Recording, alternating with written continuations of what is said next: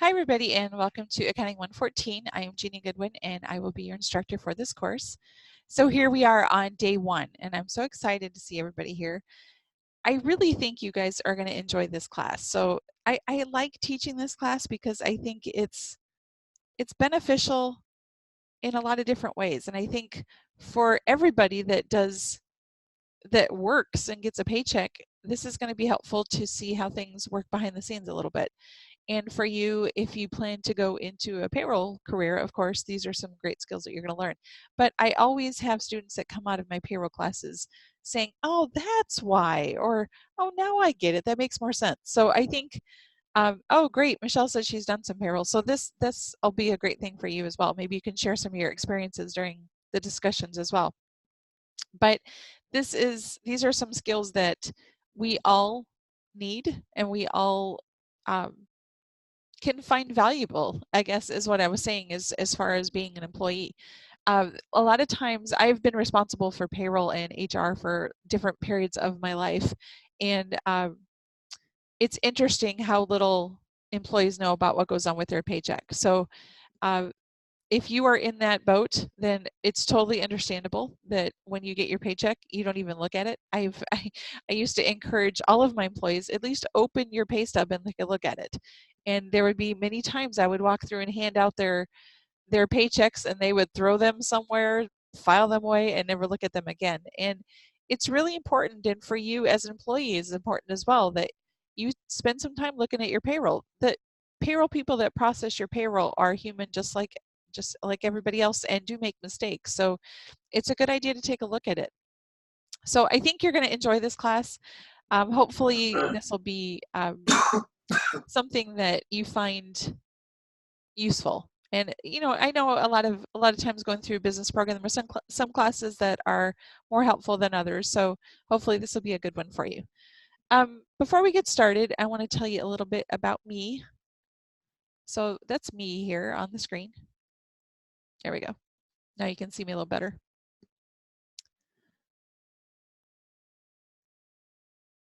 Now, I like to put my picture on there just so you see who I am. And this was at a picture that I took at a gymnastics competition that I was with my daughters at. So that's me. I've been teaching at Independence since 2014 and really love it. This is really, I've found this to be really a passion of mine. So surprisingly, some people do this and never really really like what they're doing, but this is something I really enjoy. And this is something I do full time now after leaving my accounting profession to teach full time because I really enjoy this. I am a CPA. I'm also a CFE. And if you don't know what a CFE is, it's a certified fraud examiner. So at different parts of my life, I have done both CPA work and CFE work. And be happy to answer any of those questions. It's kind of off topic in this payroll class, but always welcome questions from you if you have questions about your career trajectory or things that I've done in my past. I'd be happy to share that with you. That's one of the things I enjoy about teaching. So I received my bachelor's in accounting from Indiana University in South Bend way back in 1994. And my master's degree from Texas A&M in 2010. My master's is in business administration. So I've done lots of different things in my career. I'm one of those people that have got to keep moving to keep learning. I enjoy challenging positions and I enjoy learning new things. So I get into a profession, stay there for a little while, and then figure it all out and decide that I need something different and something more. So I've done a lot of different things. I started my career actually when I was still early in college. My first year of college, I started as a bookkeeper. And way back in high school, I knew that that's what I wanted to do with my life. So as soon as I get into college, I found a job where I could get a little experience while I was in college. And so I started in bookkeeping, which was a great introduction to the accounting world because our bookkeeping service did everything from taking source documents out of a shoebox, and literally we did get them in a bag. So we would take source documents from our clients in a bag, sort it all out, figure out what needs to be posted, post everything, reconcile everything, and produce financial statements. So it was a great experience to see process, and we also did payroll in that position there. So that was my first introduction to payroll. So it was very hectic job, but I really enjoyed it, and I enjoyed interacting with the clients and all of that. And I figured out early on that really accounting was the place for me. So I did that throughout my whole career. I worked as an auditor for a lot of years because I figured out when I was in school, took a couple auditing classes. Forensic accounting wasn't really in existence at that point when I was in college. So I took some auditing classes and really liked that. So I did some auditing in my career as well. I worked for Aetna in the insurance industry, doing some auditing with them. And then I went to work for Deloitte. And for Deloitte, I did a lot of different types of work. That's where I was able to do a lot of my fraud work. And where I got my CFE was when I was working with Deloitte. Um, I did a ton of investigative work for them, but also we were outsourced for internal investigations and also internal controls. So I got to work with a lot of big companies all over the country, which was really rewarding for me. Um, the fraud work really started for me when I was working at a Six Flags park, actually.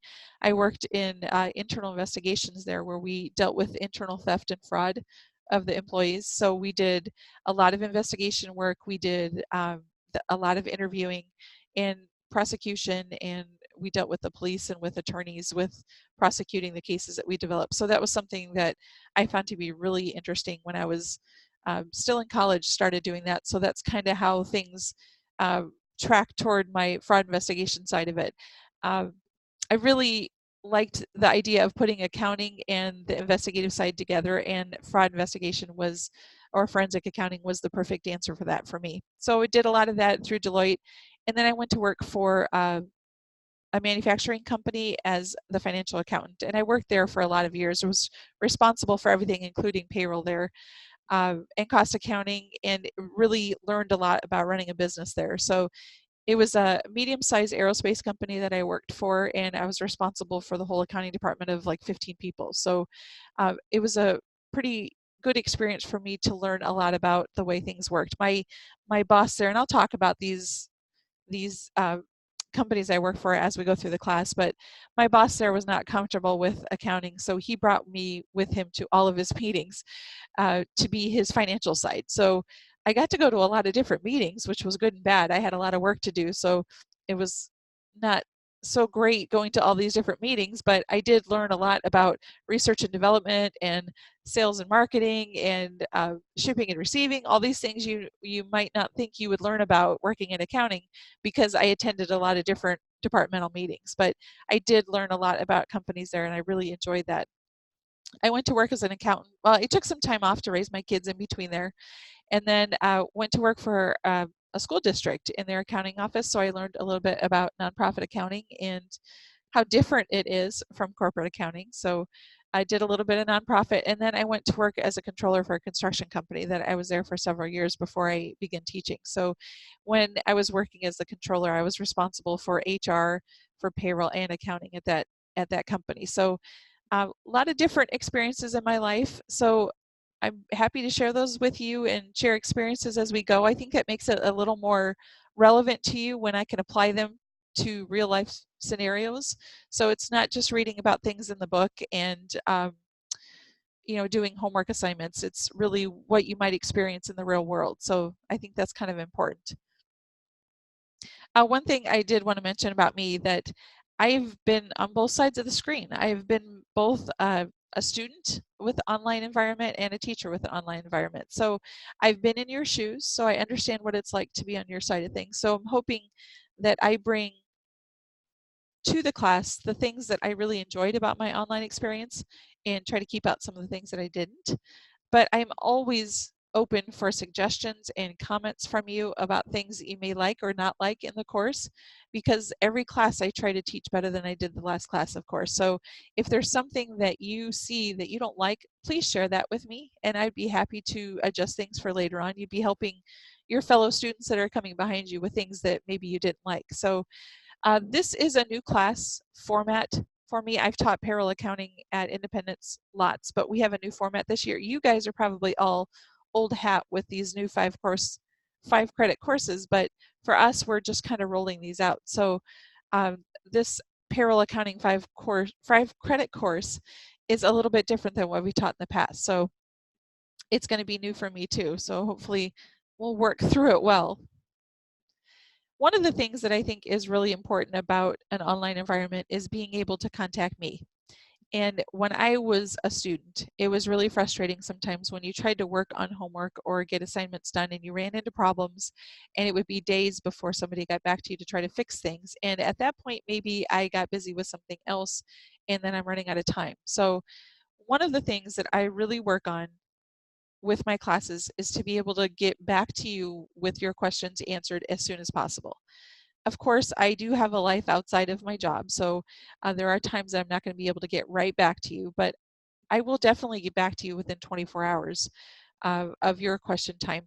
I prefer you contact me through email, but you are welcome to contact me through any of the methods you see here. Of course, I love having people here for my live sessions, but live sessions are not a requirement as I do record them. So it's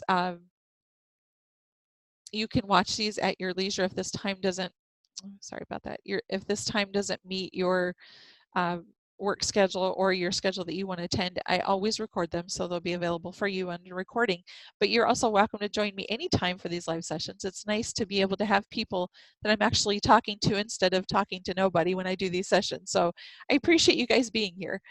But I do prefer email only because there's times where I'm not able to answer the phone. I've got 3 kids that are active in different activities that go on, and I'm at a lot of those activities. So there's times where I'm not going to be able to answer the phone, but I may be able to get back to you quicker through email.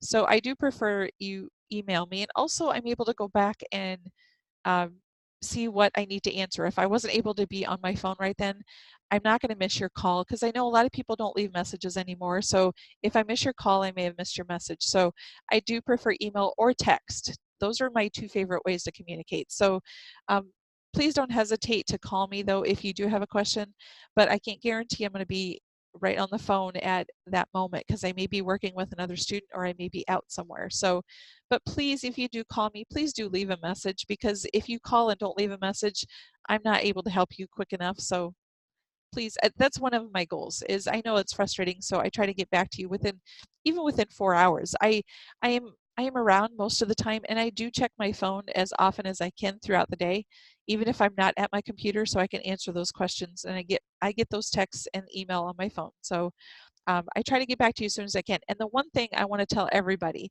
is be sure that if you don't hear from me within 24 hours, that you send me that message again using a different format. Because for some reason, I didn't get your first message. So if you emailed me the first time and I don't email you back, or I don't call you back or respond to you within 24 hours, send me a text or give me a call and let me know that you had tried to get a hold of me, because there was something that happened that I didn't get your message, because I will for sure get back to you within 24 hours. So if you don't hear back from me, that means I didn't get your original message. I have the red block here of my phone number. I also have an office phone that is in my contact information in the course that you're welcome to call on that line as well. That doesn't always get to me if I'm out. This number is my cell number here, so you're welcome to contact me on that or use that for a text, because I will get that if I'm out. So I would prefer you use that number, but you're welcome to contact me on my office phone. If I'm in the office, then I'll pick that up as well. So there's lots of ways to get a hold of me, so don't hesitate. And please don't feel like it is an imposition for you to contact me with questions. That's what I'm here for. So please, if you have something, don't sit and struggle through something because you don't understand it or you're frustrated with it. Get a hold of me and we'll work through it together. That's the whole idea, is for you to understand the concepts here. I am not in the business of making people struggle through these classes. So I want you to leave this class liking payroll, and I want you to leave the class understanding payroll. And I don't want you to sit and be frustrated with the homework or the discussion or whatever you're struggling with and not get a hold of me because you're hesitant to contact me. So please contact me with questions that you have, and don't sit and be frustrated about things. Okay, that's my little pitch. Let's talk about discussions. This is one of the things that I really enjoyed in my online environment. And I know you probably don't like necessarily having to prepare the discussions, but being able to read the other students' discussions can be really interesting, because we all come from different places to get to this spot in time. And we've all had different experiences that we've been through. Like, Michelle shared that she has done some payroll. So she maybe can share some information that is more real life with you guys. But somebody may have had an experience as an employee that's helpful with payroll. But there's lots of different backgrounds that come together in these discussions. So it's really, if you put some time into reading your classmates' discussions, it's really beneficial to your learning environment here and your learning experience with payroll. So get involved in your payroll or in your discussion. That is one of the things I found when I was an online student. The more I was involved in the discussion, the more I enjoyed the class. So you learn a lot through that. So definitely take the time and read some of those posts. That don't just go in and do your posts and just be done and move on. Go in and read some, even if you don't respond to everybody. It's interesting to read people's comments. So, oh, Michelle is always willing to help anyone. So we're going to hold her to that, everybody. So as far as discussions go, you have 2 discussions that we cover each week. First one is primary post. Well, for each discussion, you have a primary post, and the primary post is basically your response to the prompt that we have for each discussion. So this is your chance to shine. So I want to see in here what you've learned through your readings in the discussions. So I want to see in your response that you have done some research, you did your readings, that you really understand what we're talking about and you're able to put it into some words.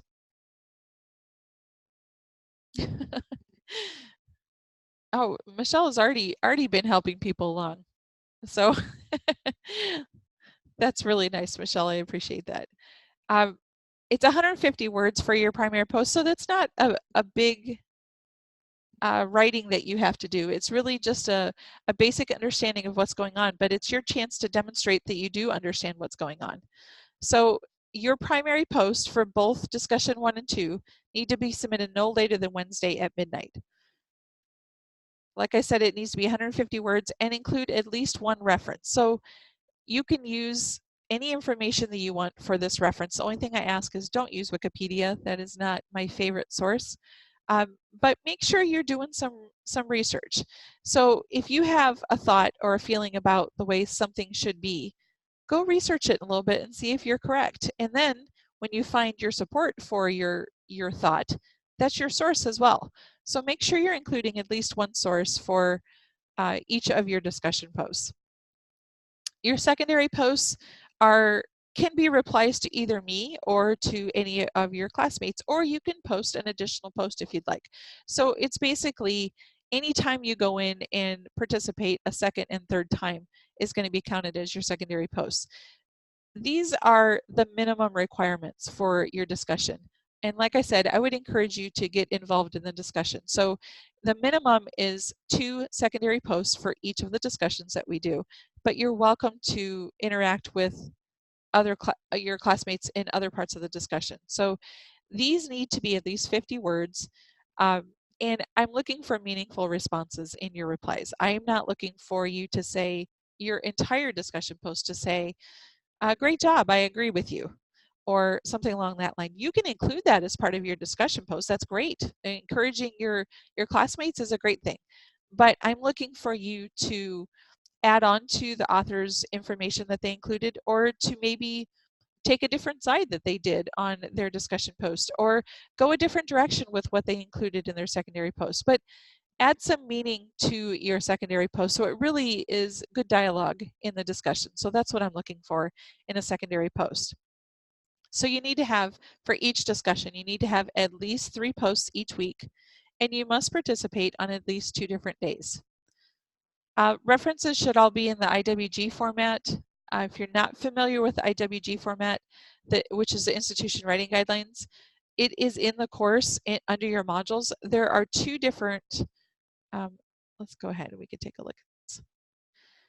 There are 2 different videos that you can watch. This is, in your modules, you'll find this. So there is, that link will work for you as well, I believe. There's an overview video and then a detailed video. If you don't understand what the IWG format is, those are in your course. You can go ahead and watch those videos. And basically it is just a I don't know how to, a step down from APA formatting. APA formatting is my favorite, but IWG format is basically saying that I want to be able to tell where the references come from. If you don't put your periods in the right places and you don't italicize something that is usually italicized in APA formatting, I'm not going to count you down for that. If it's a good reference that I can see who the author was, what the title was, where it came from, that's what I'm looking for. I am still not looking for just a link to a website. So you can use those as part of your source citation, but not as your only source citation. I want you to include additional information in there. So make sure you use some information from that. So your classmates are saying that Office has a good citation generator, I assume, and Nightside is another one that Amanda uses. So just be careful with those. I've found some of those websites that you use for citations aren't exactly correct. I'm not that much of a stickler in these classes. I teach at a different university where I am a stickler for those, so you guys are lucking out here that we have an IWG format. But some of those websites aren't exactly APA, so just be careful when you're using them that you double check them. Use your understanding if you're required to use APA. Those sites I'm sure would be fine for IWG, but if at some point that you are required to use APA formatting, that you double check them. On your screen right now, oh, that's pretty nice. Amanda says they have options to use for ads, videos, websites, dictionary, many more. It's hard to find that stuff in the APA manual. So those are really, that would be very helpful for some of those, because we do use a lot of different kind of media in our sources. Yep, Michelle says she uses Microsoft Word site. But these different sources are sometimes hard to find the correct method in APA formatting, so, or in the manual itself. On your screen, I have got the little owl box there. The Purdue Online Writing Lab is a great place to go to double check your formatting. There's a link that I put down here at the bottom. If you have questions about it, I'll be happy to work you through that. But they have MLA and both APA formatting in there as well. But if you're ever doing something where you need to visually see how it works or to get some better understanding of formatting, that's a great place to go, because it tells you exactly what you need to do for your papers. And it's more than just citations. And people are often surprised by that when we say, you know, you should write a paper in APA format. It doesn't mean that just your citations need to be in APA format. The paper itself has a specific format of what should be included and what's not included, and the method you should use to do it. So if you're ever in that position that you need to have those citations and the formatting done, make sure you double check those sources for you. Okay, we're going to go ahead and get into some material here, but I wanted to just share with you the way that I work on my live lectures. What I normally do is I go through some material that's going to be covered in the course. I don't go through everything that's in the course, so please make sure that you're reading everything that is required of you for each of these modules that we go through. But I do try to go over an example every week of what your homework is going to look like, so I can get you through those things that maybe everybody has questions about. So we try to go through those examples, and not your actual homework. Of course, I'm not going to go through your homework for you, but I'm going to go through an example that's very similar to what you're going to see for your homework. So it's a little bit easier when you get there. If you have questions at any point, I've muted everybody just for background noise, but you're welcome to unmute and talk if you have something to share or if you have questions. This is a give and take. This is a discussion here. It's not just a lecture. So if you have something you'd like to share, please don't hesitate to inject that. Or if you have a question, you're welcome to use the chat or just unmute and ask that question. I try to keep up with the chat. So if I missed it and I'm still continuing on, just unmute and stop me so I can make sure we get your question while we're still in the relevant area of your question. Okay, so let's continue on. This week, we're going to talk a lot about the functions of HR. And if you work in the HR department, you will find that you are a little bit of a catch-all for what goes on in the company. It's basically anything to do with an employee falls under the HR umbrella. So if there's any kind of question that comes up, HR is usually there. But HR is really separated into 5 different functions, and some of these are weighted a lot more heavily than others depending on the company. So staffing, development, compensation, employee and labor relations, and safety and compliance are really the 5 main functions that HR covers. And you can see that maybe an insurance company where your employees sit at a desk and answer phones, you're going to have very little safety and compliance, maybe, depending on the job. But if you are an HR manager for a construction company, that may be a very heavily weighted function that you cover during your HR experience. So I just put in here some of the things that you do with these functions. So let's look at some of these. So under the staffing function, and obviously some of these seem a little bit basic, what we talk about. There's a lot of confusion oftentimes between staffing and compensation. So I just want to go through some of these things that we do. So negotiating salaries for new hires is actually part of staffing. So as employees come in, this is setting those salaries and doing the negotiation with the employees as they're coming in to set those salary amounts for them. Identifying need for talent. So a lot of times HR will set a job description for what's necessary for the job. Working with managers, of course, this is not, HR is definitely not an independent party in a company. They work with everybody in the company. So if this is something that interests you in this area, you have to have good communication skills. You have to have good teamwork skills in this area because you do work as a group in a lot of different times. So identifying need for talent comes usually from the manager that needs a position filled. We'll work with HR to develop what type of person they're looking for, what the job description is, and really go out on the hunt then for that position.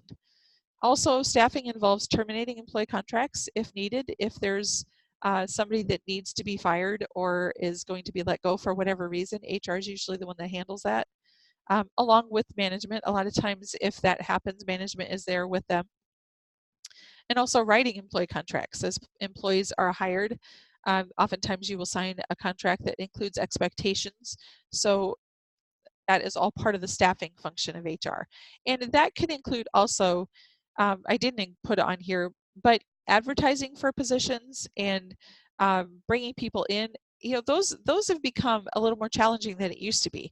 And we'll talk about some of what HR does on the next slide, but things have changed a lot, the way that jobs are advertised, because there's a lot more media out there and people look at things in a lot of different places than what they used to. It used to be that we would just advertise in the newspaper for jobs and people would see them. That was where you advertise. And now there's places, there's a lot of social media out there. There's LinkedIn, there's Indeed, there's a lot of these monster type job sites. So there's lots of choices of places where it's important to advertise your position depending on what you're looking for.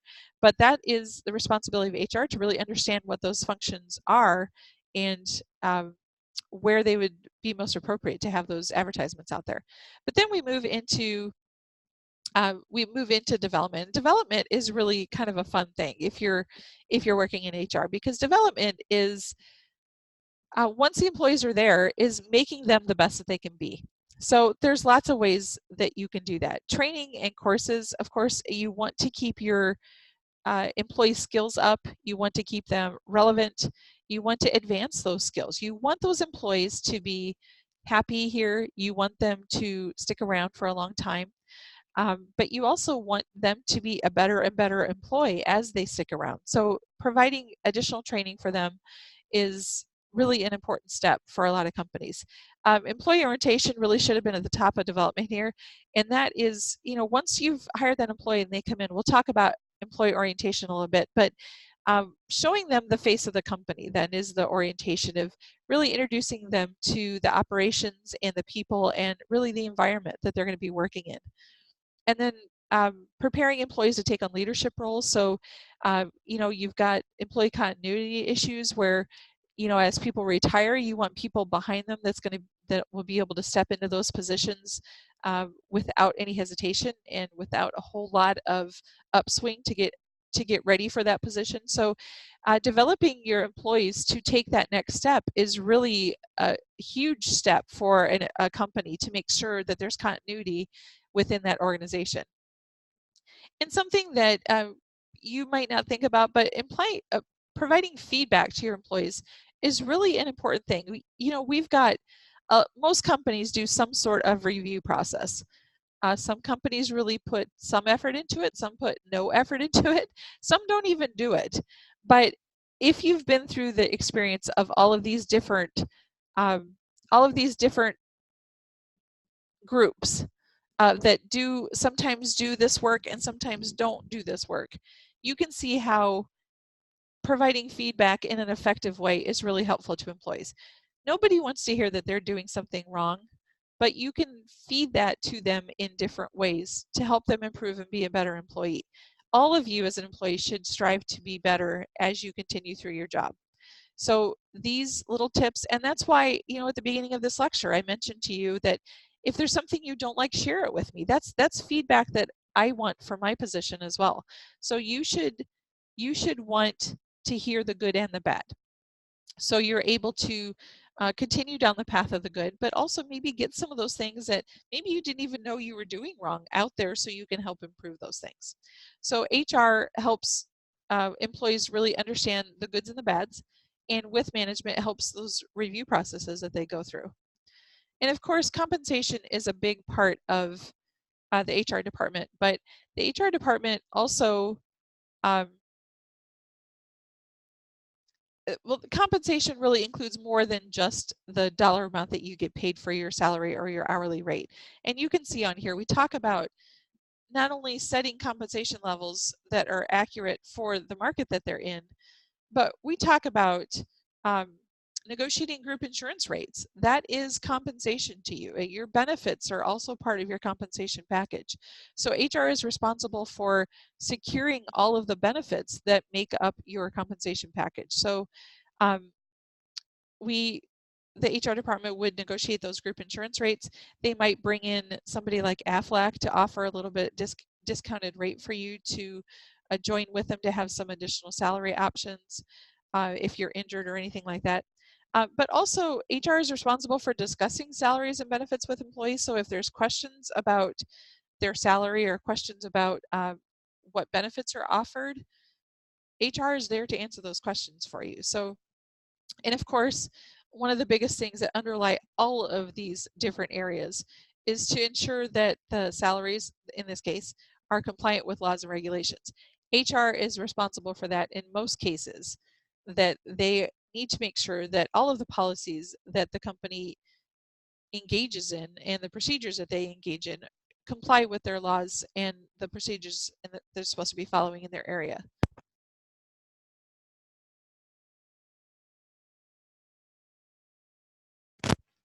Okay, employee and labor relations. This is a big part, and depending on your employees, this may be something that you don't do often. Sometimes your employees are very active with their HR and are something that you do quite often. I worked at 2 different places like this. One place, believe it or not, I worked at the construction company, rarely had people come and discuss things. And I would encourage them, of course, to come in and ask questions about things, but really didn't do that very often. When I worked at the school district, I was busy probably half my day with people in my office with questions about things. So it really just depends on the environment and about the employees that are there. One of the things that I have on here is negotiates with the union. So if you work in a union shop in HR, you really have to understand the contractual agreement that you have with the union. So the employees, well, in the company, are following the guidelines that were set up in those union contracts that they have. But also employee rights, discussing employee rights with management and union, making sure that management and all of the employees of the organization understand what employee rights are and that they're being followed, and also what the consequences are if they're not being followed. Mediating disagreements between employees and employers, disagreements between employees and other employees, and considering claims of harassment and other workplace abuse. So this column is dealing with the employees themselves. So you're talking about questions they may have, dispute resolution, which you will encounter always in this area of employees that think that they're not being treated fairly, employees that are not being able to work with other employees in their area or not able to work with their managers. And this is where, you know, your communication skills and your compassion really come out in your function as HR, because you need to mediate a lot between employees and between management employees. So you have to be that party that is there to talk to those people if they need it.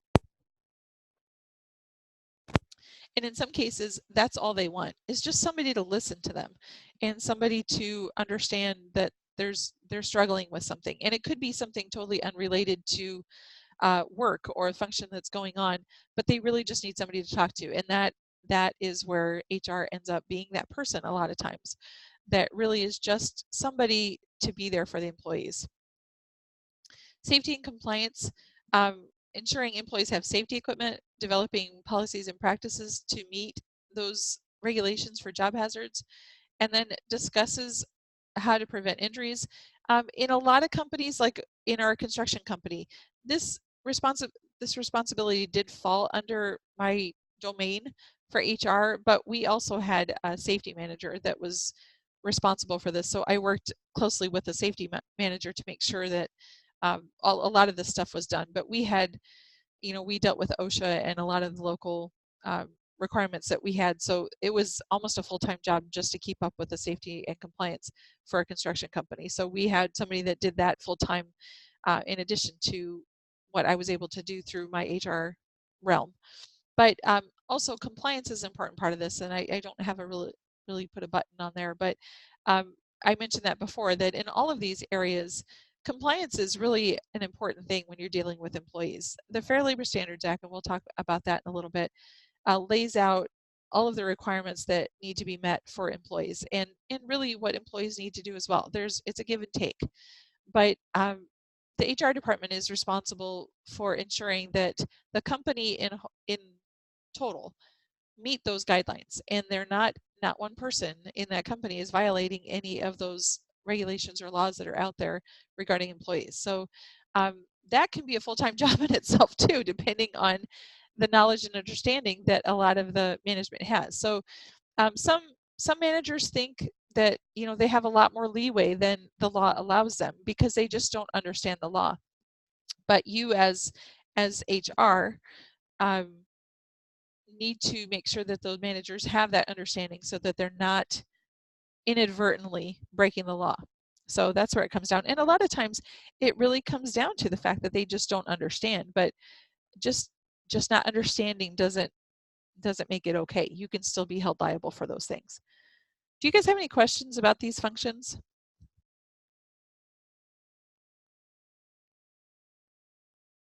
Again, if you have something that comes up that you think about, don't hesitate to ask.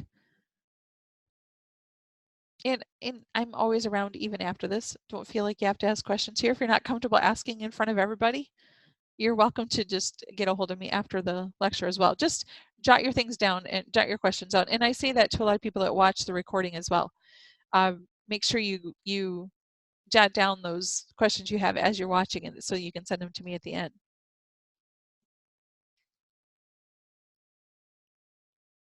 Yeah, Michelle says she's done a lot of HR that you didn't realize. And of course, a lot of that is true. You know, one of the things that I found when I was responsible in the construction company, I was responsible for HR completely. And really my background had been strictly in accounting and payroll, which, you know, payroll does a lot of crossover with HR. So I knew a lot of the understanding or a lot of the regulations, everything you do in HR, but not to the extent that, you know, just like Michelle saying, I didn't realize that I was doing a lot of the HR stuff, but there are a lot of pieces of HR that are specific to HR that I was had to do some quick learning. But the one thing I did learn through this process, and this applies with payroll as well, is things change quite often through the HR function and through the payroll function. And it's important that you don't think that once you've learned this that you're done. This is a constant learning process for HR and for payroll, because there are changes that happen. If you don't stay up to date with those, you could be in violation of the policies or the regulations that are out there. So you have to continually be learning new things and updating your skills when you work in these areas to make sure that you have the latest information to provide to your employees and to your company as well. So that comes back to you. So it's important. Okay, so some of this stuff is kind of overlap of what we talked about, but I wanted to talk a little bit about what HR really does. So what do they do? So one of the things they do is they classify employees. So that means they develop really we talked about the job descriptions, but not just what position somebody fits into, but HR is responsible for figuring out if that person is, first of all, if they're an employee or if they're an independent contractor, if they are an exempt employee or non-exempt employee, or if they are a part-time employee or a full-time employee. And all of these classifications are very relevant in the way the employees are treated. So, you know, a part-time employee has a lot of different needs, have a lot of different regulations attached to them than a full-time employee does. So the classifications that HR does is really important as to how that employee is going to be treated, and not whether they're treated well or not, but what their benefits are and what the regulations are regarding breaks or regarding benefits and those types of things. So they're, you know, they have to be on the cutting edge of all of that information. One of the things I wanted to bring up when we talk about employee classification, just because I know that this comes up in a lot of cases where the difference between being a salaried employee and being an exempt employee. You've probably heard both of those terms, and a lot of people think those terms are synonymous, but that's not the case. A salaried employee means they are paid a certain amount every pay period. But that means that it doesn't mean that they don't receive overtime. A salaried employee can receive overtime depending on their classification. Their classification of exempt or non-exempt determines whether they will receive overtime or not.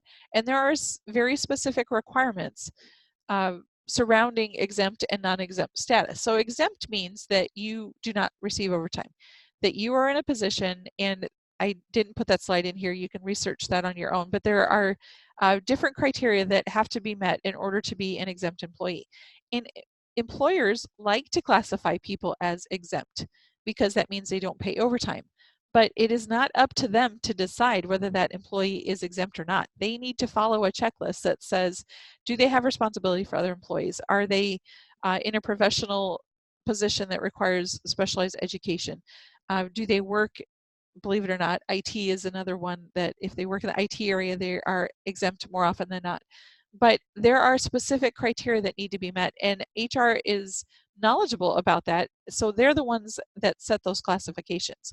So once the HR decides if they're exempt or not exempt, that determines whether they're paid overtime or not. It has nothing to do whether they're salaried or not. So if somebody says you're going to be salaried, that doesn't mean that you don't get paid overtime. It just means that you get paid a specific amount each week. And if you work overtime or you're working extra hours, then that extra hour or that extra pay is added to that salary amount that you're paid every week. So I just wanted to mention that because a lot of times there is confusion between salaried and exempt employees. A question is, does it depend if there's a salary, if they are on salary in their contract? No, that's what really, the term is exempt or non-exempt for as far as overtime is concerned. So if in the contract, it should specify whether you are exempt or a non-exempt employee. If you are non-exempt, that means you get paid overtime. And regardless of what your salary amount is, you need to be classified as exempt or non-exempt to determine whether you get paid overtime or not. And that's why I said that's one of the common misconceptions with employers and employees. So something I wanted to bring up. Compensations and benefits. You know, companies are responsible to attract and retain high quality talent. So they design packages that appeal to a lot of different people. They do this by addressing pay and benefits with a total rewards approach, which really total rewards include both compensation and benefits. And really, it could include things that are outside of what you consider benefits even. When you talk about rewards, those intangible rewards like a supportive work environment or challenging work or positive reinforcement from your bosses are really included in this reward package that a company offers you. And in addition to, you're going to have your medical and dental, you're going to have vacation, personal time, pension benefits, education assistance, in addition to your pay. But really, that work environment and opportunities for advancement and training and all of that stuff falls under compensation and benefits. And this is something that is something you should explore when you're going to look at a company to go work for, because it is really all part of your compensation package that you have with the organization. So take a look at some of those things too.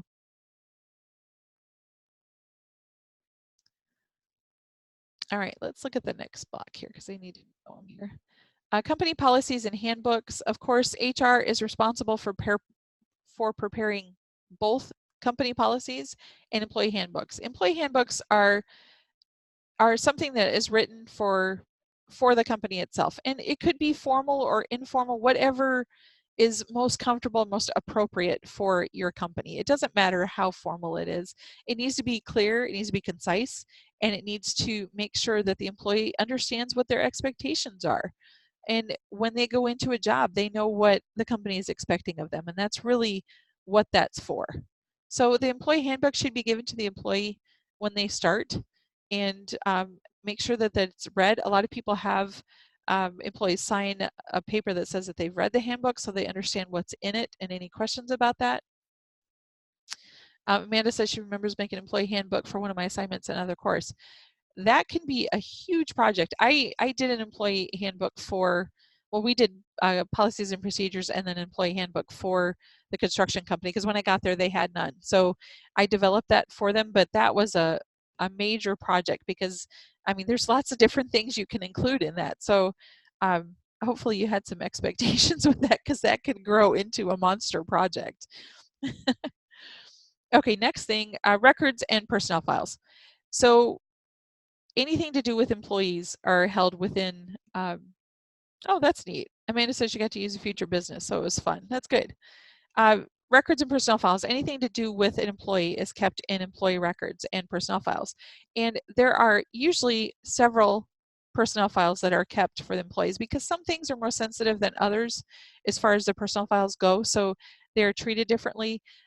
We often kept, for sure at the school district that I worked at, we had several different personnel files, and we had we had a general like records file that we had for employees that had all of their paperwork. We had a medical file for them, so anything to do with FMLA leaves or time off or disability, things like that were kept in the medical file. We had disciplinary files, so those we kept a lot of different files. They weren't all in one big massive file that we kept for somebody, because it's a lot more relevant when you're looking for something to just go and pull that specific file that you're looking for that has that information. And also to make sure that only certain people have ability to look at certain things. Not everybody in the organization needs to look at the medical file for an employee. That's often very protected within the HR department, and we kept all of our files in locked cabinets. So we were responsible, and we were the gatekeepers for what people could see on personnel files. So that's an important step in HR as well. New employee hiring, we talked a little bit about that on the last slide, what you do for new employee hiring, and also employee firing. So both of those things fall under the HR department, and that's really not ever fun. I've done both. I like doing the hiring. The hiring is kind of fun. The firing is not so fun, but also part of the responsibility. And the employee exit part of it, you may think it's just exiting somebody out the door, but the employers can learn a lot from employees that are leaving, and for whatever reason why they're leaving. Exit interviews are really important to have for a company, so they can learn what's gone on there that maybe made that person unhappy, or something that they could do to improve later on. But also to make sure that you've accumulated all the pieces that you need to get from those employees. If they've got keys or passwords or any company property that they may have, they make sure you accumulate all of that before that person leaves. All right, we're going to talk a little bit about employee onboarding, and instead of me doing the talking, I'm going to include a little video for you guys. So I'm going to play this. I'm going to stop it, make sure you guys hear it, but we're going to go ahead and listen to a little bit about onboarding. New employee orientation. Can you guys hear that? I just want to make sure you guys caught those first couple words there so I don't play the whole thing without anybody hearing it. Okay, perfect. All right, let's go ahead and listen to this. Also known as onboarding, is the process by which you introduce your new employees to your staff and management, as well as to the workplace environment.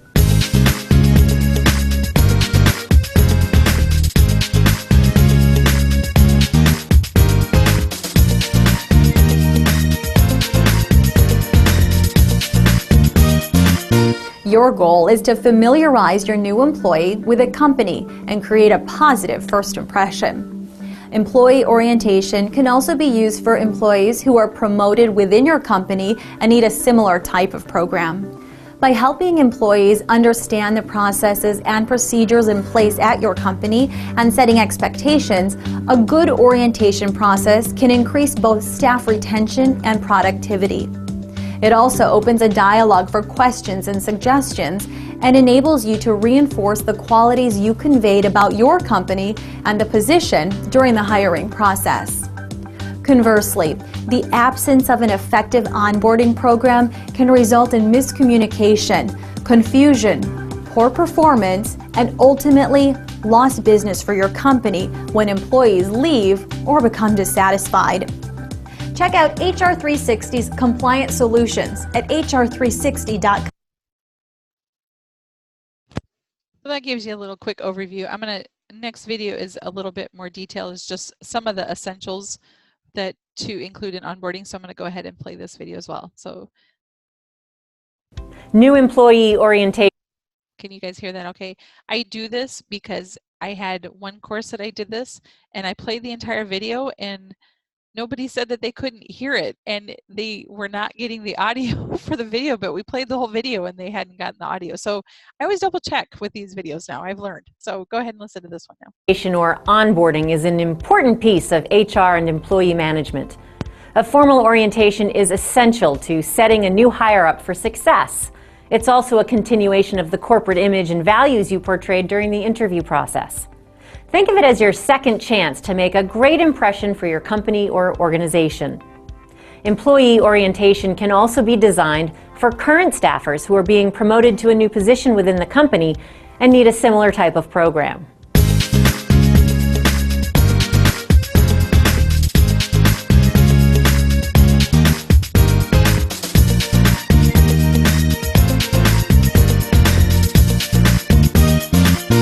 No matter what size your company is, a formal orientation is the best way to welcome new employees and introduce them to your organization.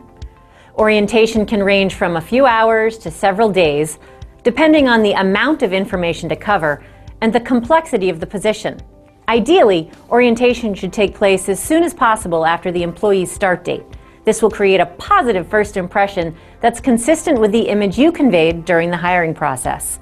It will also help the employee get familiar with your organization and will open a dialogue for any questions that the individual may have. Along with the initial welcome from the hiring manager and staff, your employee orientation should typically include 5 key components: new hire paperwork, company policies, compensation and benefits, the employee handbook, and training. First, let's discuss paperwork.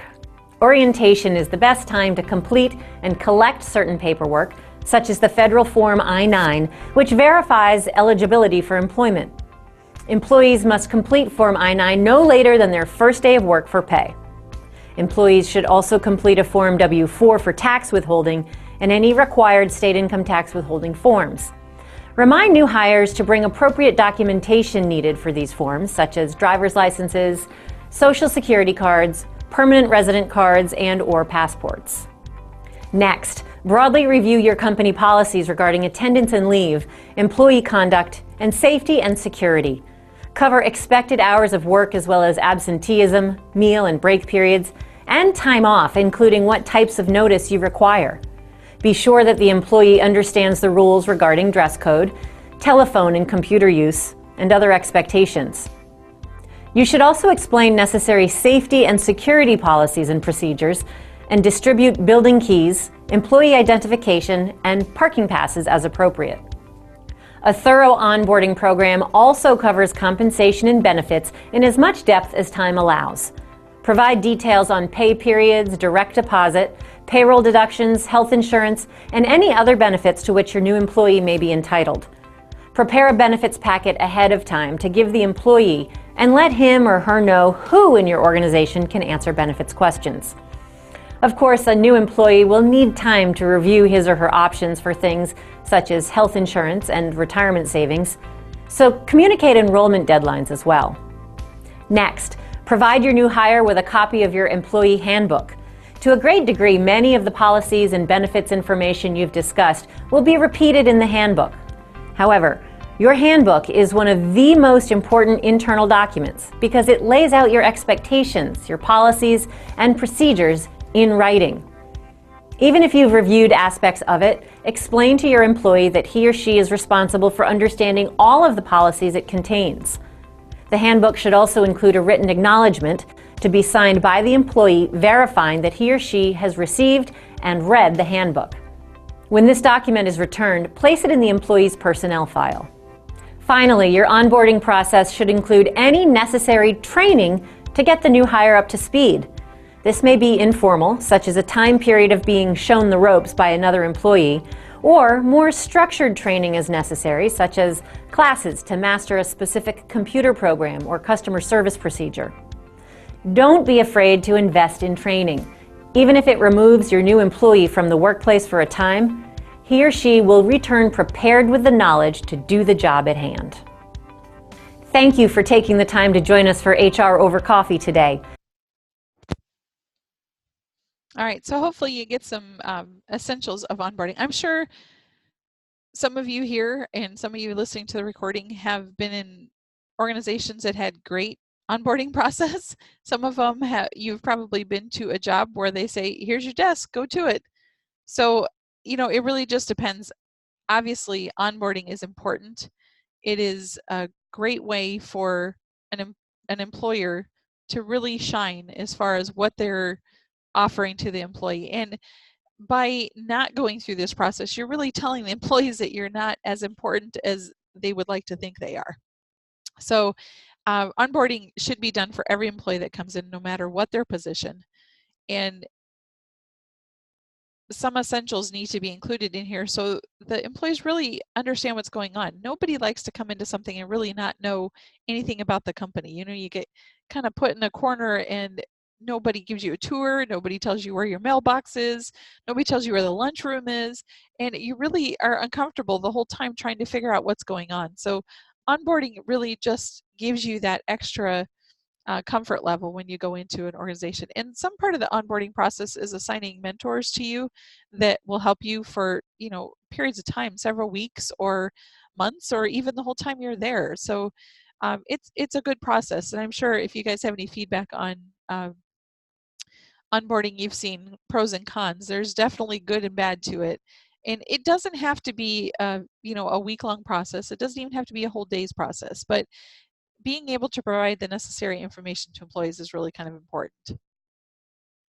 So let's move on. We'll talk a little bit about the payroll profession itself. So no matter the size of the company, the profitability, the product or service being sold, or the type of organizations, employees have to be paid. That's why they're there.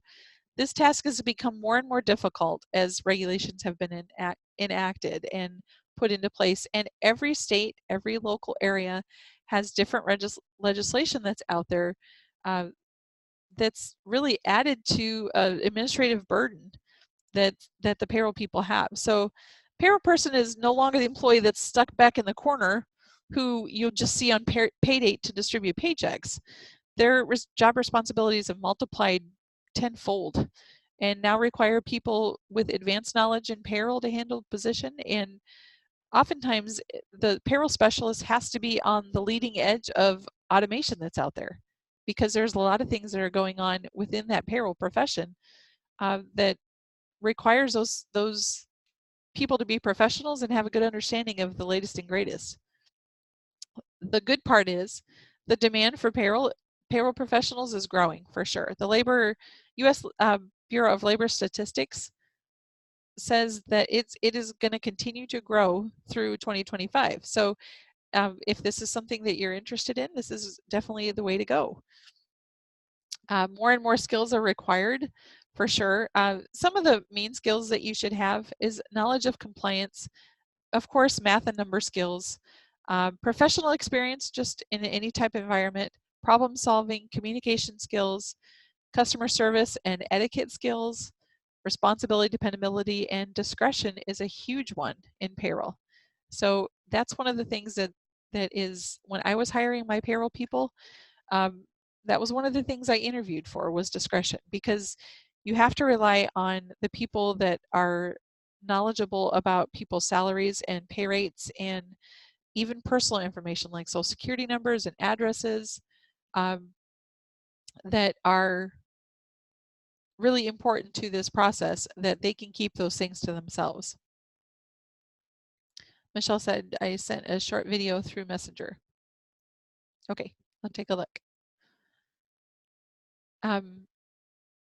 Okay. Salaries are going up. That's the good thing. A payroll clerk can expect to make a median. This is from Robert Half salary guide for 2019. So payroll clerk can expect to make $39,000 a year, but median salary for payroll managers and supervisors is about $73,000 a year.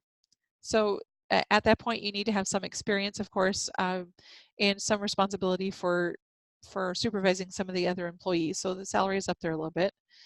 And as I mentioned, it's becoming more and more complex. We had, you know, there's state, federal, and local government laws that are out there.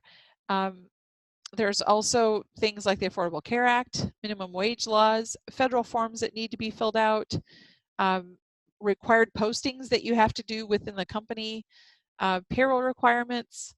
There's lots of things, reporting, you know, lots of things that you have to do.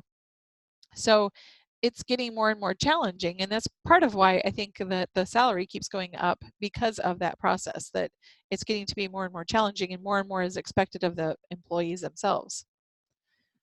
So employers are needing to make sure that they keep track, or the payroll department really is who does it, keep track of all of these documents that are out there. And I just took an excerpt of this because I thought this was interesting. When you look at employee data on the top there and tax data at the bottom, at the top, these are Fair Labor Standards Act, Social Security, income tax withholding, unemployment tax. These are some of the laws that are out there for payroll. And underneath then, where you see the yeses, are the information that is required to be kept by HR for those different laws. And this is only an excerpt of this form that I have that includes all of this. So it's, you can see here that there's so much information that is accumulated that is required to be kept by the payroll office to make sure you're meeting the record keeping requirements for all of these different laws that are out there. So that is definitely a piece of it that's out there. I want to talk a little bit about the payroll accounting system. Payroll accounting system includes all of the procedures and the methods that are related to disbursement of pay to an employee. Nature of payroll records depends to a great extent on the size of the workforce, and then the degree to which the record keeping is automated, which hopefully as time moves on that gets more and more that way. As you can see on your screen, there are lots of parts that play into this accounting system. In most payroll systems, whether they're manual or automated, the payroll register and employees' earning records are the two basic records that are utilized. So I want to go through and just show you a couple examples of what those look like. This is employee payroll register. The payroll register is a multi-column form that's used to assemble and summarize the data that's needed at the end of each payroll period. Provides a detailed listing for the company's complete payroll for that particular period. So you can see on the screen here that it lists all of the employees who earned any kind of pay during that time, the amount that they earned, the deductions, and then their net pay. So this is kind of the summary of what goes on for each pay period. And this is required for the Fair Labor Standards Act. So not only is it just, we don't prepare it just for the Fair Labor Standards Act, we also prepare it just for our purposes for keeping better records within an organization as well, because you can see this is kind of a snapshot of everything that goes on. And then then we can drill down a little bit into an employee's earnings record. And you can see here the employee's earnings record is going to be for each individual employee. You see along the bottom of your screen there, it shows whether they're male or female, what department they work in, what their occupation or their title is, what state they're employed in, what their social security number is, what their name, and this should be their legal name. And that's another one of those things that I found when I went to work at the construction company. A lot of the employees didn't have their legal name written in their payroll records, which is a requirement of Fair Labor Standards Act, but also the IRS. So that should be their legal name in there. If you want to put the name that they want to be called in there, you can put that in their employees' records as well. But their payroll records need to have their legal name written in their employee records. And then on the very right-hand side, it shows the number of withholding allowances and their marital status. And that comes off of the W-4 that the employees complete when they sign on. And then you can see at the record itself, it shows each week that that employee has earned earnings, and whether they're regular overtime, and then their deductions and what their net pay is. And then it even shows what check number they were paid that net pay on. And then at the far right, it's their cumulative earnings for the whole year. So these are used to prepare, of course, this is a manual record. Everything's done electronically now, but these earnings records are used to prepare W-2s at the end of the year. So that's why that cumulative earnings is really important. All right, I'm going to go through another quick video here, and we're going to talk a little bit about the Fair Labor Standards Act. So go ahead, and I'm going to play just a second of it so we can hear the volume. Did you guys hear that lovely music? Okay, thank you.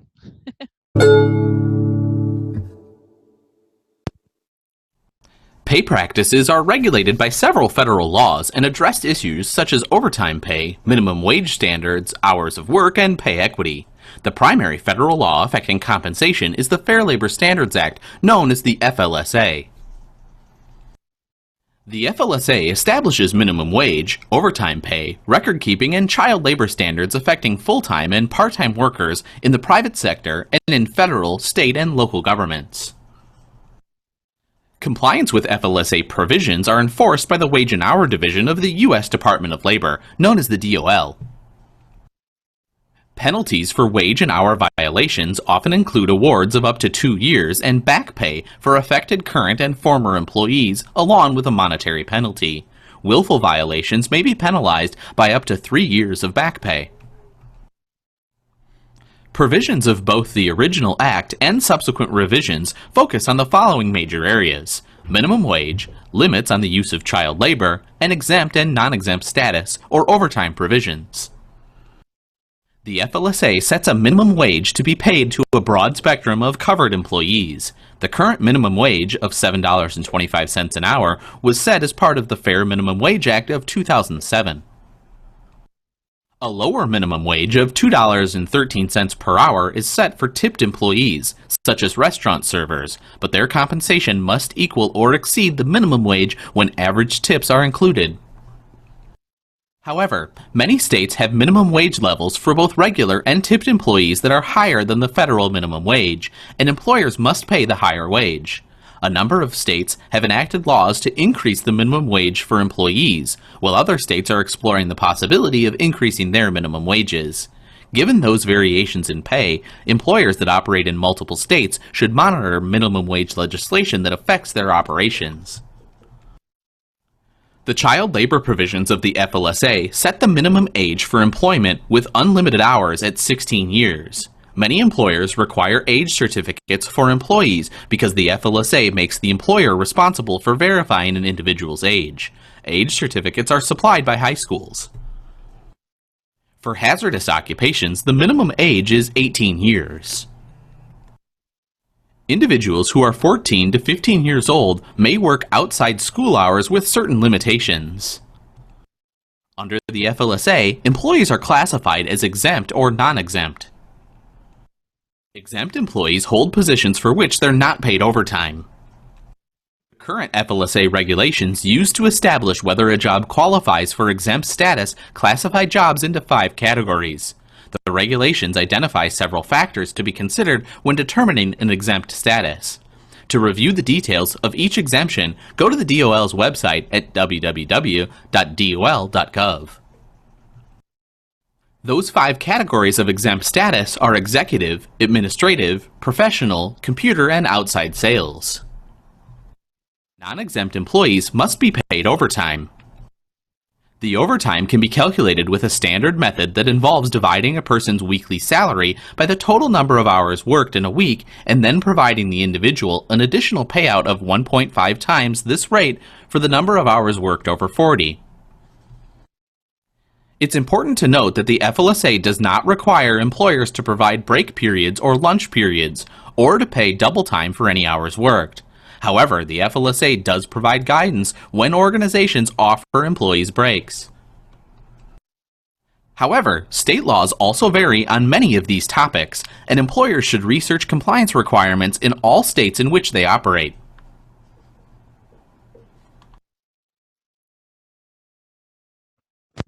So those are some of the highlights of the Fair Labor Standards Act, and we'll learn more about that in your reading material this week, so I'm not going to cover a whole lot about that, but I do want you to get the highlights of what's involved with the Fair Labor Standards Act.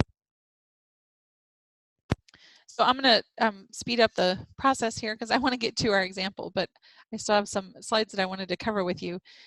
So I'm just going to go kind of quickly through these last. Yes, Michelle says they're tricky. Yes, there are a lot of tricky laws and regulations in the Fair Labor Standards Act, but it is in there. It's very clear. It's rule-based. There's not a lot of interpretation, so you just have to find what you're looking for. So let's talk about determining time. And there's principal activities and preliminary and post-preliminary activities. We're going to talk mainly about principal activities, especially this week, so I'm just going to talk about that. We're really going to talk about the hours worked this week, and that's what most people are concerned about. There are a lot of specifics that are involved, and again, what we talk about, a lot of what we talk about today, you're going to be able to go back in the Fair Labor Standards Act and see exactly the requirements that are out there for each one of these activities. You might have been surprised to hear that the Fair Labor Standards Act does not require employers to offer meal periods or break times, which it is not, but it's customary for companies to do that. So they are able to provide the FLSA is able to give you some guidance on how to do that within an organization. But I'm not going to go into details with all of these because I want to get to our example here before our time's up. So I'm just going to briefly talk about some of these things. Timekeeping records, we talked a little bit about what the accounting side of it, but there are lots of things out there that people use to accumulate the time. It is a requirement of the Fair Labor Standards Act that the company keep a record of the employee's time, whether that's through a written timesheet or a time card that they actually punch in and out. Computerized time and attendance sheets are fine. Then the next generation type stuff, we're talking about using touch screen scanning, using the internet to log in, where people can log in from any point. We did this at the construction company. We had people were able to punch in on their cell phones, and they used their GPS coordinates to make sure that they were on site when they actually punched in, because we had companies going all over employees going all over the place for different construction sites. So they, rather than coming to work in the morning and having to log in and then go to the site, they could go directly from home to the site and punch in when they got there. And then we just spot checked the GPS locations to make sure that they were actually clocking in when they got to work and not from their bed. I guess is really what it comes down to. But there's lots of different, and there's biometric scanners as well, where people can use their fingerprint to clock in and out. So there's lots of different methods that are out there now for accumulating these records, but it doesn't matter which method you use. It just matters that you are tracking that time and you're keeping records of that time. Then we look at the methods used to calculate wages. So this is a straight example here that I have. So Albert Einstein works a 40-hour work week at $15.25 an hour with overtime hours paid at time and a half. So if he works regular hours, so if he works a 40-hour week, his earnings would be calculated as follows. You would take his hourly wage of $15.25 and multiply that by the 40-hour work week to get his hourly or his weekly pay of $610, which it's very straightforward. And we're going to work on that. And then we're going to go into overtime pay, which can get a little bit confusing. There are two methods that are used to calculate overtime pay. The most common method is the one we're going to look at first.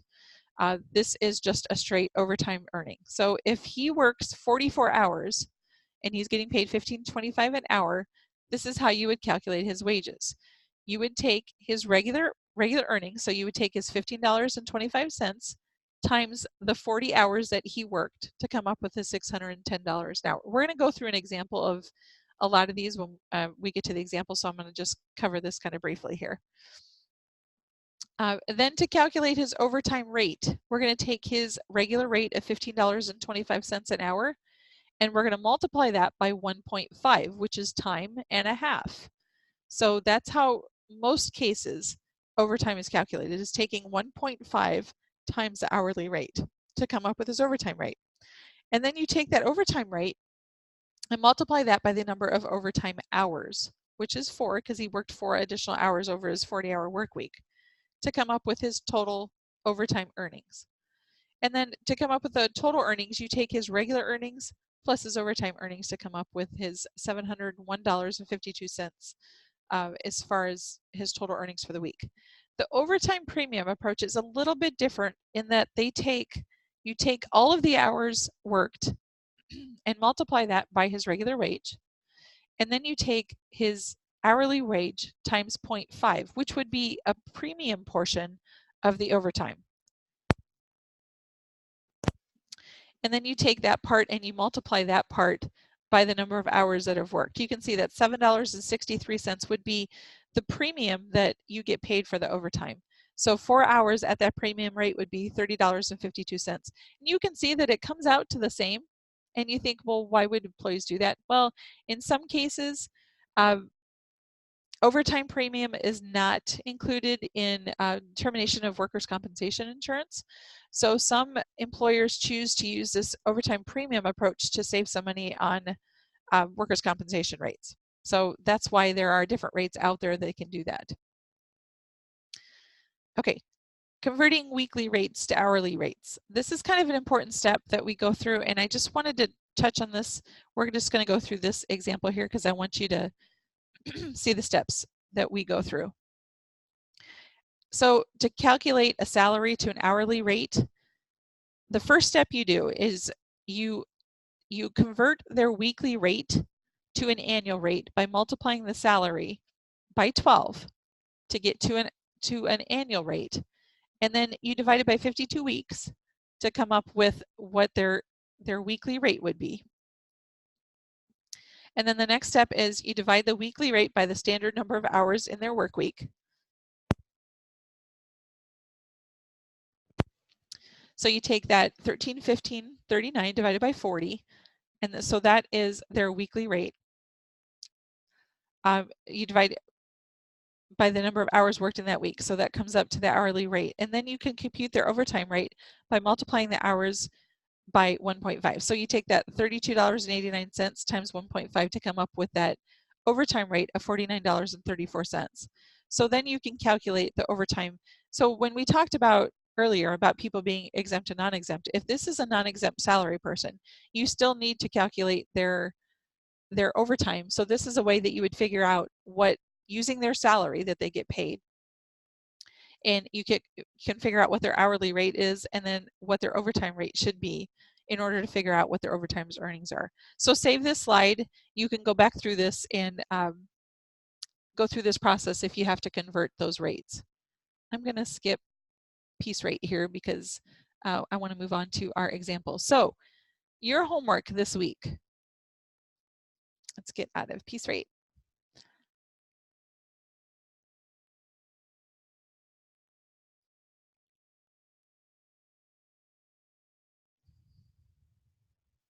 In your homework this week, don't forget, you've got a lot of pieces to do. You've also got an introductory discussion to introduce yourself as well. So don't forget that piece. A lot of background here that I want you to read. There's important information there. And then you come up with this picture here. This is going to be your assignment for this week. I'm hoping to have a template in here for you, so you're not going to have to retype this into Excel. So I'm working on that. right now, making sure that I can get that approved before I stick that into the course. So please give me a little bit of time today. Don't go in and do this right away after this, because I'm going to try to get this template in here for you, so you don't have to retype all of the information that's in here. But this is what your homework assignment is going to look like this week. So you are needing to fill out all of these boxes here as well. So hang tight with that, and I'll hopefully get that template in there really soon. I'm going to do an example for you so you can see similar to what your homework is going to look like, but we're going to use different numbers, we're going to use different people and all of that. So do not use this assignment as your homework. Do not submit this for your homework. I've had people do that in the past, so I have to make that caveat here at the end. All right, so what we're doing here is the ultimate goal is we're determining what the gross earnings are for each employee. So we're going to take each employee individually, and we're going to assume that this is a 40-hour work week, which in some cases that is not always. Some cases there is a 32-hour work week. Anything over 32 hours is paid overtime. You have to make sure that you're clear on what that overtime or what that rate is for each week that the employees are expected to work.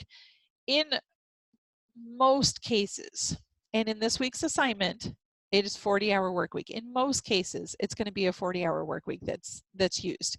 So on your assignment this week, use a 40-hour work week. Okay, the first thing we do is you're given the regular hourly rate here, but we need to come up with the employee's overtime rate as well. And every employee needs to have an overtime rate assigned to them. So we need to calculate that for everybody, regardless of if they work overtime or not. They're going to have an overtime rate calculated. So the first thing we do is we're going to take their hourly rate and we're going to multiply it by 1.5. So I encourage you to use the Excel program that I'm going to put in here. Use the formulas that are in here, because you don't have to do them all by hand. And not only that, you can copy and paste, and it makes your life so much easier. So I'm going to show you how to do that. Okay, so to start a formula, you always want to hit either the plus sign or an equal sign to let Excel know that you're going to do a formula in here. And so what we're going to do, we already put the equal sign, so we told Excel we're going to do a formula. So just go over the regular hourly rate, click on that part. I have this set up as a table, that's why it comes up with regular hourly rate. Normally that would just be the cell number, so it would say C2 in there, but I have them named, so it comes up with the name. But so if you click on that, it tells Excel that you want to use that box in the calculation.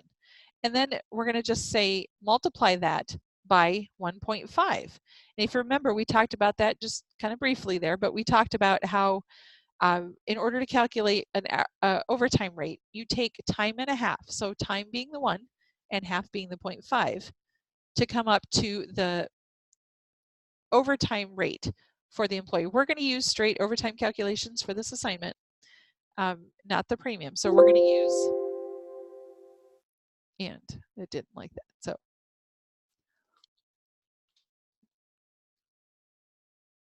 I'm not sure why it didn't like that. Include a space, it isn't allowed, so hold on here. So we're going to take this times 1.5. Okay, since we are in a table here, I'm just going to delete. Sorry, I used X instead of an asterisk for the formula. Sorry about that.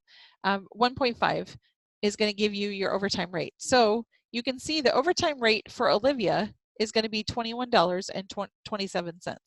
So you're going to have to do that for each of these employees. So I would suggest that you just copy this and then paste it in these cells. And you'll notice if you go through, you can double check these cells that it's going to adjust for each of these employees as you go down. So the overtime rate should be calculated for each of your employees as they go down. So it makes it so much easier. You don't have to accidentally type in something wrong here. Once you get your formula set up at the top, you'll be able to copy and paste for these calculations. So that would be helpful for that. So make sure every employee has an overtime rate, because these are all non-exempt employees, so they're going to be working overtime. So now we'll get into our hours. This is given to you. These are total hours worked. So let's highlight that spot. And now we need to figure out how many regular hours and how many overtime hours each employee has.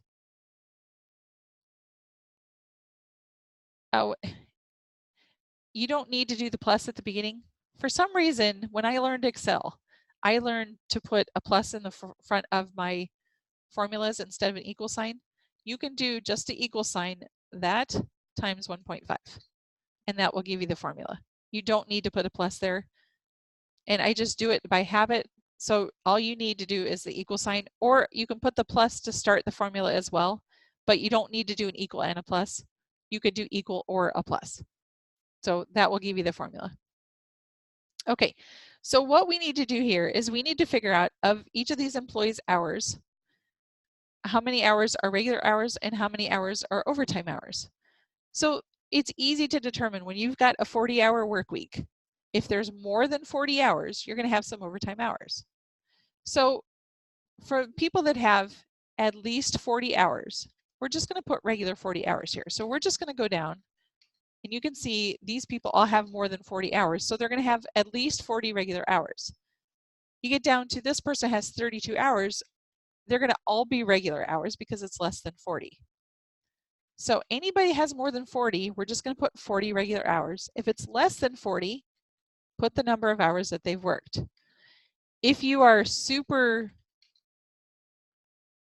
I don't know, if you are a super Excel person and really want to work the formulas in here, there's formulas that you can use to do this process as well.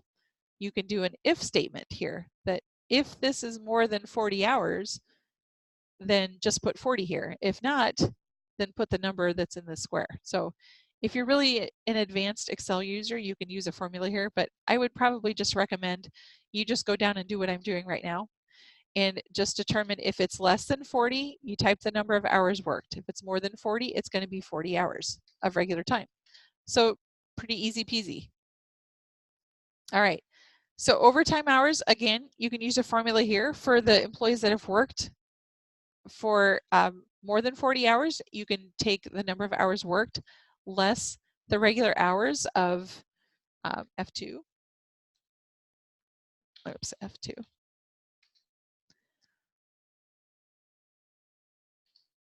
You can use that formula as well. So it pulls that out, or you can just do it manually. But I like to use Excel. I think Excel is great and it eliminates a lot of errors. And maybe just you accidentally typed in the wrong number, or when you did your math, you forgot the 0.5 or something. So Excel is very reliable. Once you get that formula in there, it's very reliable.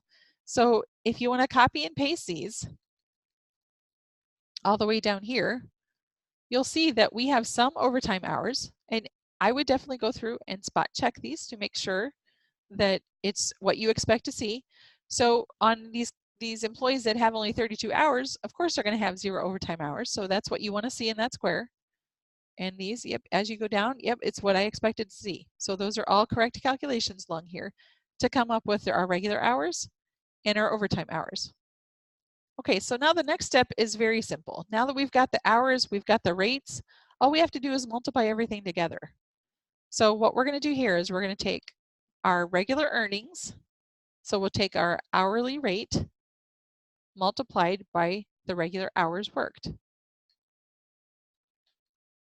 It keeps filling because I have it set up like a table. So you'll see that is going to give us the total regular earnings for this employee. So again, there's a couple ways you can do this. I showed you the way you can copy and paste. And also this little square, I don't know if you can see it in the bottom right hand corner of the cell. Let me see here. No, let me go back. I'm trying to make this bigger. Let me just do it the way I know how. So you can see there's a little green square in the bottom right hand corner. If you hold on to that and you drag that down, that's going to copy all the way down here for you. So that's another way that Excel knows that you want to just copy and paste that formula. So that's another way to do that copy and paste. Okay, are you guys all with me? Okay, good. Everybody's really quiet, so I want to make sure everybody's getting what I'm saying and not just saying I don't get it. So please stop me if you don't get it. All right, so overtime earnings is going to be the same thing. We're just going to use the overtime rate and overtime hours instead. So we're going to use the overtime rate times our overtime hours. And that's going to give us that piece. And you can see it fills in, and if I do the template like I want, it's probably going to do that for you. So, okay, good. I'm glad to hear you guys are getting it. So again, you can copy. Control C is copy, and then Control V is paste as well. So I'm showing you a lot of different ways that you can use the formulas and copy and paste in Excel, because Excel is a really important part of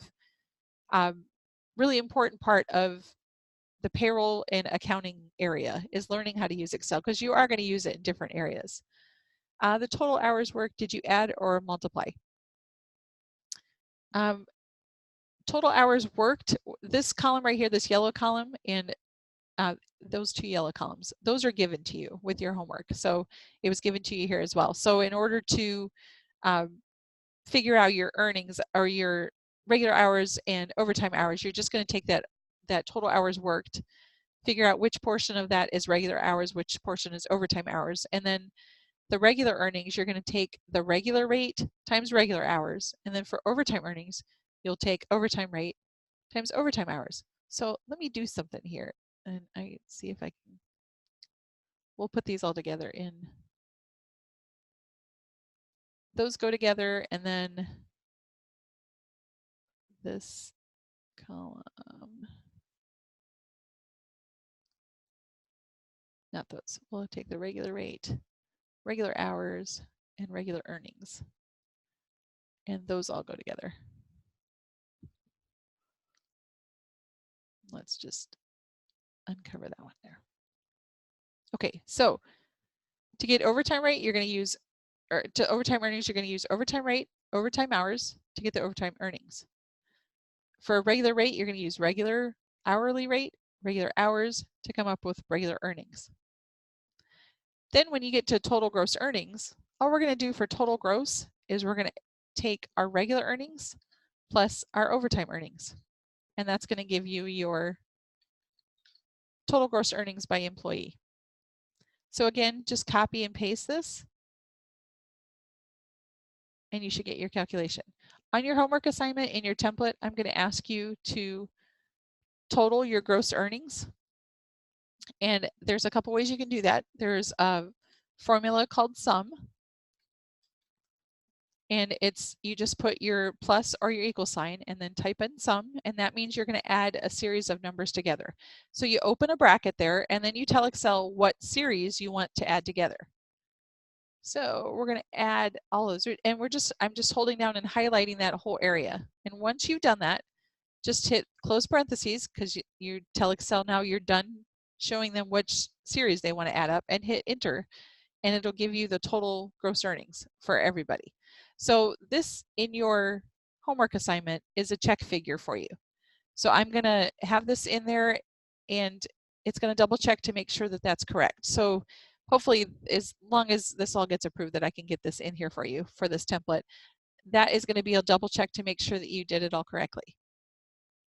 Okay, so it's pretty easy peasy. I think you guys will be fine with this week's assignment. So don't fret over your assignment, because I think you'll be fine. If you have any questions that come up, please don't hesitate to get a hold of me. I'm going to go ahead and when we're done here, I'll process this video and get it into the lecture. Good. I hope it's going to be exciting for you too. So I think this will be good. So please, if you have any questions, let me know. How do I get the gross earnings for each person? Okay, total gross earnings for each person. We're going to take gross earnings is the combination of regular earnings plus your overtime earnings. So you add those two together in order to get total gross for each person.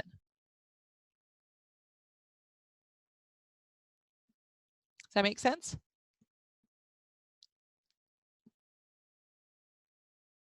All right, so if you guys have any questions that come up during the week, please don't hesitate to get a hold of me. I'm always around. And let me know if anything comes up. Lecture quiz, I cannot provide you with the answers to the lecture quiz in my lecture. I can get in trouble for doing that. So I did cover what is on the lecture quiz during the lecture. So you should be fine on the live lecture quiz. Sorry about that.